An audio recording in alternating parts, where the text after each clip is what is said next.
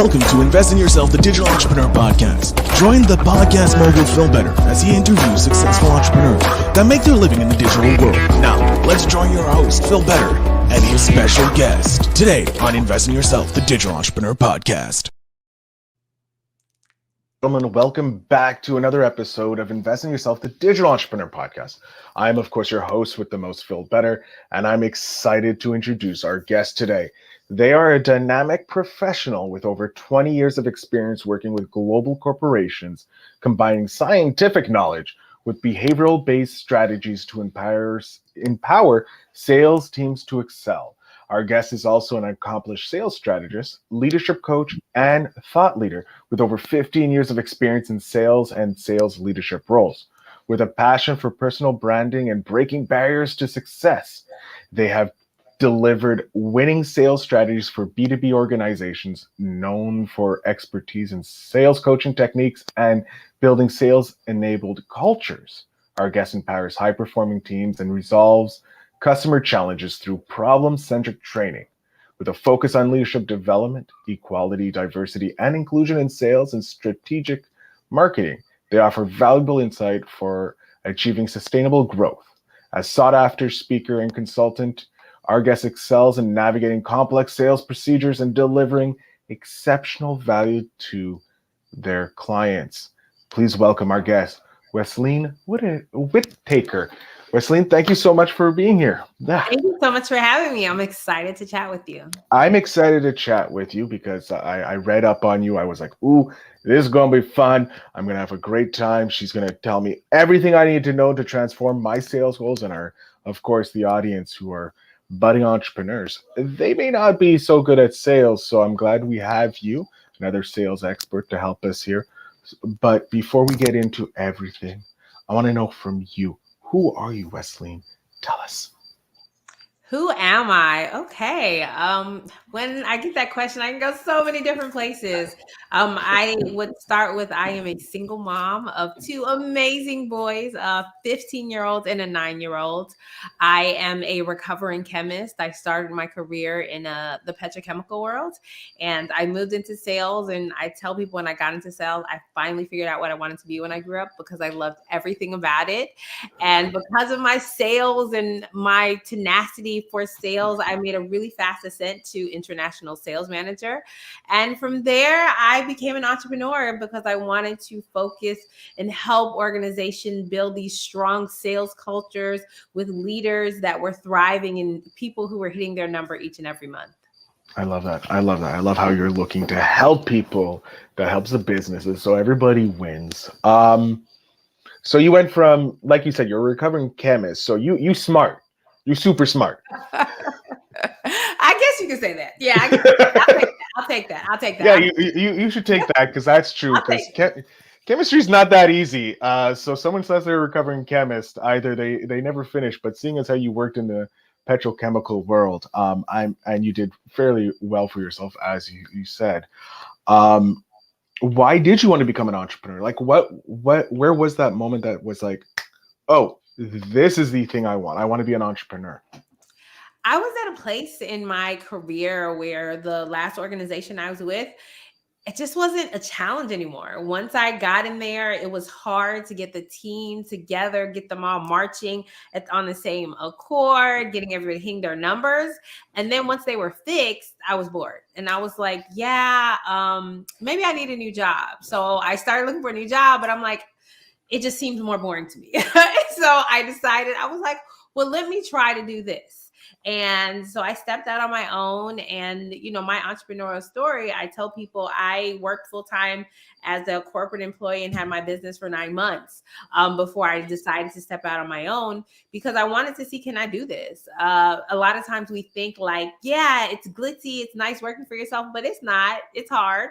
And I needed to set metrics for myself. I needed to bet on myself. I needed to make sure I had, I'm a single mom, I had health insurance for my family. Like I needed to make sure I had those things before I decided like I can do this on my own.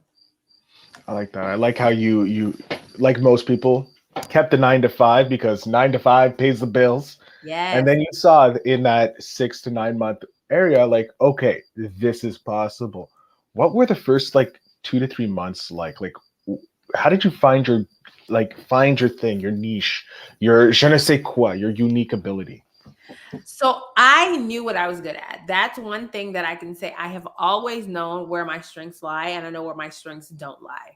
And so I knew I was really good at motivating teams, at helping businesses increase their revenue, figuring out who their ideal client is, targeting the market, being really creative in sales.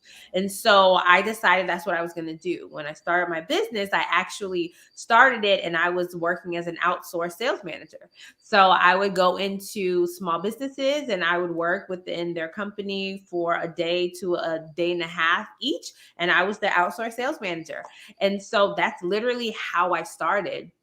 But when I started my business, I actually formed it in November of a year, and I gave myself a deadline. I said, by the end of the year, I want to have one paying client. And by the end of the year, I had two paying clients. Then I was like, okay, so in 6 months, I want to be able to replace my full-time income with income in the business. And I did that in 4 months. So I gave myself very hard metrics. And I was like, and if this doesn't happen, I'm going to say this business was fun, but this isn't for me. I need to go look for another job. Right. And so I had a goal. And since I knew I was striving, I was working, I was moving towards a goal, everything started falling in place. And so when I finished my day job and I'm like, okay, now I'm doing my 5 to 9 job, I knew what I was working towards. Worst time to take a sip, just as the guest finishes speaking. Got to get better at that. You think I would learn, but I like that. I like how you set up those metrics and put not just harsh deadlines on it, but realistic deadlines, because you knew you couldn't meet them because you've met probably harder ones in your life, in your journey, in your corporate life. When you sat down, did you write down a whole business plan, the whole stuff, or did you were like, I'm just we're going to throw stuff out the wall and see what sticks? I didn't have what people consider a comprehensive business plan of this is my 5-year goal. This is my 24-month goal. But one thing, being a person who was an individual contributor in sales, becoming a sales manager, we always had to write down at least annual goals. We had to know what we're going to do within our territory, what I was going to do across the world. Like, how are we going to sell our product across the world? So I had the sales strategy pieces very, very hardcore laid out, because I was like, these are the things that I know I need to do. These are the products that I offer. This is the pricing that I have. There were other parts that I was unsure of, that I just didn't really know well. And so it's kind of like, let me throw this at the wall and see if this sticks. No, that didn't work. Let's try something else, right? But I had one key part of that business plan. I knew how to sell. Like I tell everybody, I know how to sell and I know how to market. 2 things I can do very well. Hey, if you can market and you can sell, you can pretty much do anything in life. Something that I've learned from speaking with so many entrepreneurs. I want to know, is there a memory that you have from your journey so far, from just before you left your 9 to 5 to now, that keeps you warm at night? When you're having those dark days that like everything seems to be going wrong and you're like, really, like, should I just let someone else just take control so I can just go back to just being automated? Some of those deep, dark days that we have as entrepreneurs, is there a memory that you have that just keeps the fire lit and keeps you going?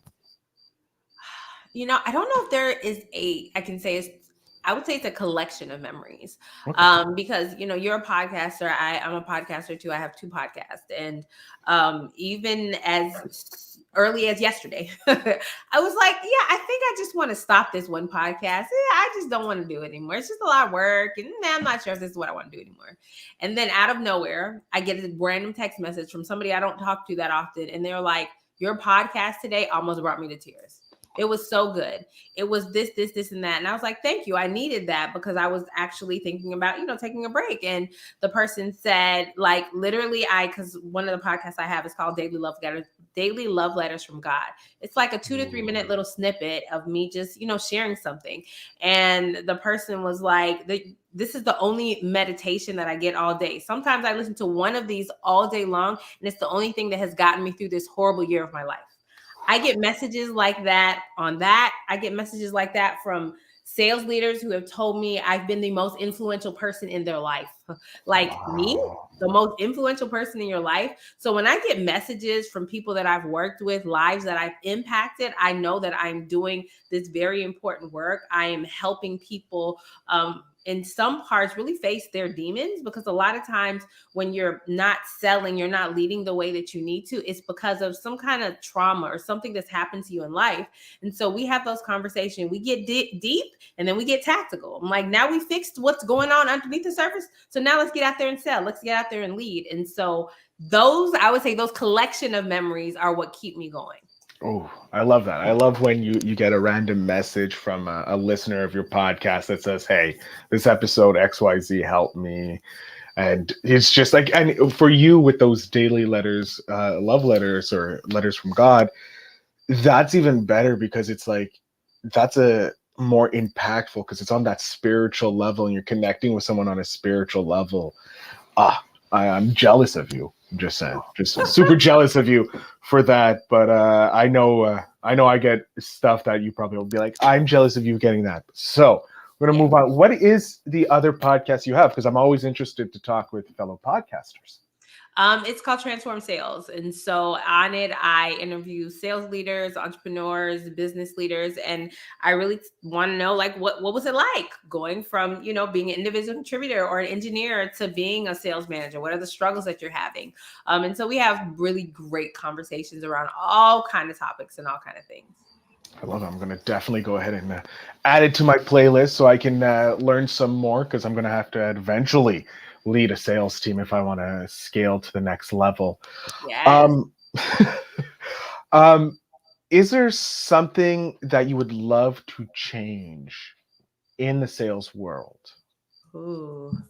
I would say the stigma of sales. Okay.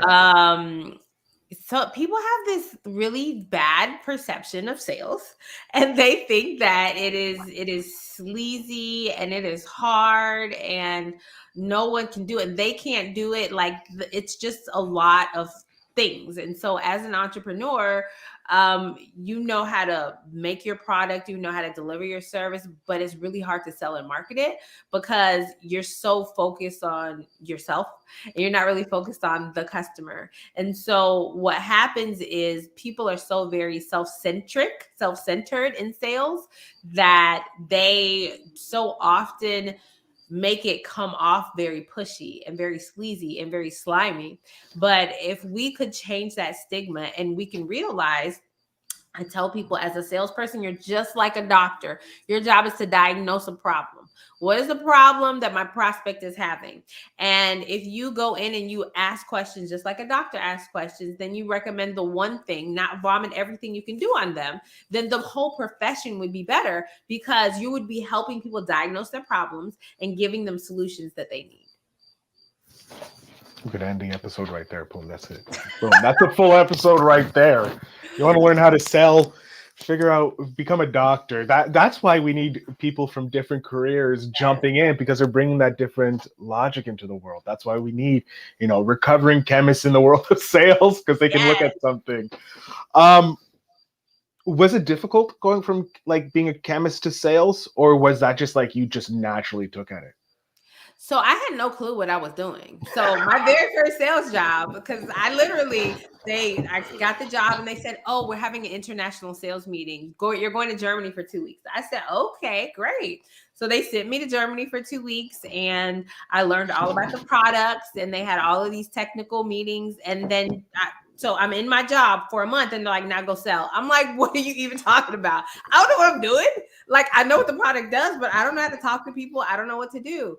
So I did the only thing I really knew how to do was ask questions. As a chemist, that's what we do. We ask questions. And so I got my list of customers and I scheduled meetings. I said, hey, can I come talk to you? I want to learn how you use your instrument, because I sold capital equipment. And so I literally would go sit down and I would talk to them and they would tell me what they did.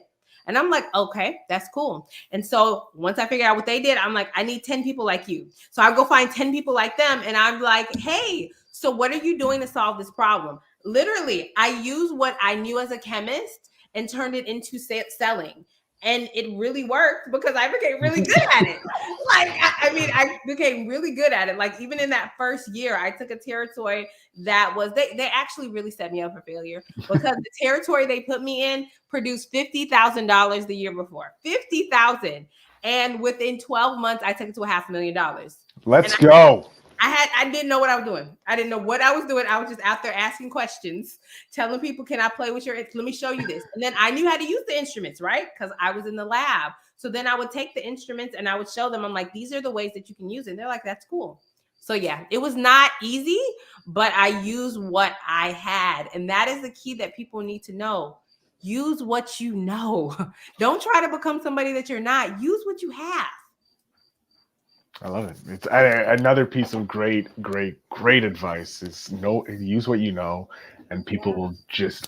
And plus, you're going into labs or places where other fellow scientists, they don't expect you to be a scientist, not knowing how to use all these things, and you're coming up, and then they're like, "Wait, this is a salesperson. What's going on?" And then they trust you. Oh my God, you get instant trust. And the thing is, it's like people love talking about themselves. Like, it doesn't matter what you sell. If you go and you ask your customers, your prospective customers, teach me what you do. They will talk to you for hours about what they do and why they're so amazing. And that literally, it gives you so much information on the reason, what you need to be doing, how you need to be selling, right? And so that's the key. It's like, let people talk. Just let them talk. You learn that very quickly as a podcaster as well, shutting up, because when you do that, all the guests just word vomit out. I want to know if you could jump 5 years in the future. Where is Wesleyne? Where are you? What are we doing? Well, 5 years in the future, I would love to be sitting on a beach sipping a margarita. That's probably where I think. You and me too. Me and you both. Margaritas on the beach. I love it. And I say that to say my goal, and for the past, I would say 2 to 3 years of my business, I tell everybody on my team, I tell everybody I encounter, my goal is to show up and be excellent. So what does that mean for Wesleyne? Wesleyne showing up and being excellent is doing things like this. I am at my best when I am on a stage. I am in front of people. I can do training. I can just show up. And so building a team around me of people who, consultants and trainers and salespeople who can handle the business. And I can say, I'm going to speak here, and now I'm going to go to Napa Valley, and then I'm going to go train here, and then I'm going to go to Costa Rica. Like, honestly, that would be my ideal. My oldest son will be out of school. I will have one child at home. That would be where Wesleyne will want to be in 5 years. Yeah, that's not a bad thing. Work a month, off a month. Work a month, off a month. I like that. I like that, Wesleyne. It's what everybody should be striving for. And the thing is, as an entrepreneur, what happens is the work-life balance is like non-existent, right? And so what I've learned is I've learned how to balance my time so that I can pay my bills. I make a comfortable living. I do whatever I need to do. If I want, I take, I think we've taken like 5 or 6 vacations this year. So I live a comfortable life, but I don't work like a crazy person. My hours are like 10 to 3.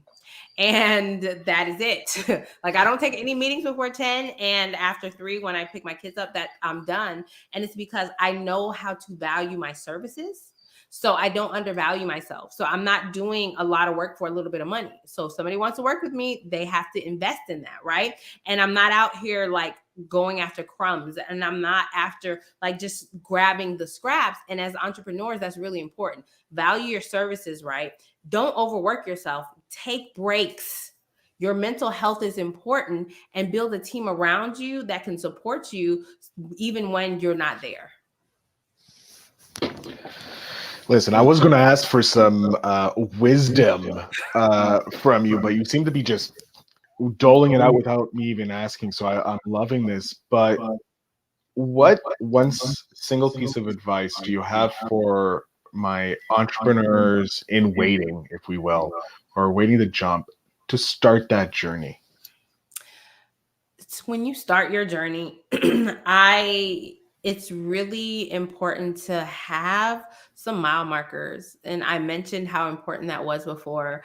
I see a lot of people who like, I've had this business for 5 years and I'm not making more than, $12,000 a year. And so I asked them, well, what have you done? They're like, well, I kind of do this and I kind of do that. And I'm like, you're kind of making money. That's what's happening, right? Like if you don't have a mile marker, a roadmap, if you don't understand what you're striving towards, then you'll keep spinning your wheels. So really say, I want to sell this much product. I want to make this much money. I want to invest this much time by this point, and this is the result that should come from this. If I put 40 hours of work into building a product, I should get $1,000 in return, whatever that is. Like, understand those important things, because if you don't hit the mile marker, that means you go back one step, figure out what you need to do again, and then you keep going, so that in 12 months, in 24 months, you can be like, I now feel like I can leave my full-time job and I can do this. Because it's okay to have a side hustle forever if that's your goal. But if your goal is to work full-time in your business, give yourself a roadmap and mile markers to follow. I love it. It's great advice. What is a book that you would suggest to entrepreneurs to read? Like, they could be anywhere in their journey, long times, new timer, just going through it. A book that you would suggest that would help them take their journey to the next level. I'm an avid reader, so one book is a lot because I'm reading like 4 or 5 books at a time. Okay, but as you asked that, the one that came to my mind first is Your Next 5 Moves by, I never remember his name. He has like 3 names. You know his name, David Patrick Bet, David or something like that. We'll put it in the show notes down below. Okay, awesome. Yes, Your Next 5 Moves. And so that book, it's about thinking strategically. And he talks about his very hard start to his entrepreneurship journey. And like, he's like, these are the things I did. I did not win the first time. I failed in business. I lost a whole lot of money, but I never just thought about where I am today, right? I always thought about what the next 5 moves. And when you think about those next 5 moves, it's like, I'm here today, and then I want to get to this place. And then I want to get here, here, here. And the next 5 moves could be 5 years. It could be 5 months. It could be 5 weeks. It doesn't matter. But again, that roadmap, and I think that's probably why I like the book. And he talks about an entrepreneurship journey from a very realistic view. This is not a get rich quick. This is not just run a whole bunch of ads and you're going to sell some courses. This is how you really have to build a business. I love that. And I just looked it up because I want to add it to the list of books. It's Patrick Bet David. So you were right. You got some of the names, just not, you got all the names. That's what's important. Just wrong order, which is fine. We all do that at some point. I want to know, because I'm building a nice little book for my nephew, because he's 5 years old, and I want to give it to him when he's 10, and it's a whole bunch of advice from entrepreneurs. However, I'm not going to ask you what advice would you give to my 10-year-old nephew. I want to know, what advice would you give 10-year-old Wesleyne? I have her standing right here. She's a Spitfire, ready to go. What advice are you giving her? Ooh, 10-year-old Wesleyne. I talk to her a lot. So the advice that I would give her is to trust her voice. For a long time, I've always had a strong voice. I've always been very opinionated. And early in my career, I would quiet my voice. I would not speak up for myself. I would not share openly. I was not okay with conflict. And so because of that, I didn't take enough calculated risk, I would say early in life. Once I started getting into sales, I tell people a sales career really changes the trajectory of your life, because I realized that my loud voice made money. I realized that my opinions help close deals, but I didn't realize that when I was 10 or when I was 15 or even when I was 21. And so that's what I would tell 10-year-old Wesleyne. Don't quiet your voice. Keep speaking up for yourself. Keep rubbing the status quo. People not going to like you. It's okay. They don't have to like you as long as they pay you. Oh, I like that. I like that. That's a great line. But make sure they pay you. Oh, I think that should be the tagline of this episode. Wesleyne, I'm going to jump off stage here. I want to let you have the chance to talk to my audience, let them know where they can connect with you, how they can work with you if they're looking to work with you, or at least support you in any way possible. So the floor is yours. Thank you.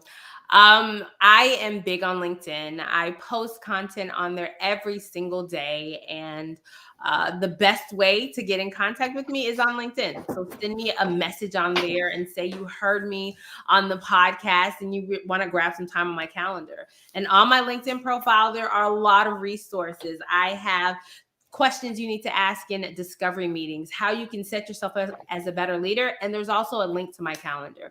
I have an open calendar link because if you want to talk to me, if you want to pick my brain, if you want to work with me, it is right there. It's ungated, easy access for you to tap into. So on LinkedIn, I'm just Wesleyne. There you go, ladies and gentlemen. Wesleyne, thank you so much for coming on to the podcast and sharing your journey and some great wisdom with my audience. Thank you so much for having me. It was my pleasure. To my audience, you know what to do. Down in the links in the show notes, you'll find everything to connect with Wesleyne, and I suggest you go ahead and do it and get a couple of those freebies to take your sales to the next level so you can hire to take your sales to the moon. And with that, ladies and gentlemen, remember to always invest in yourself.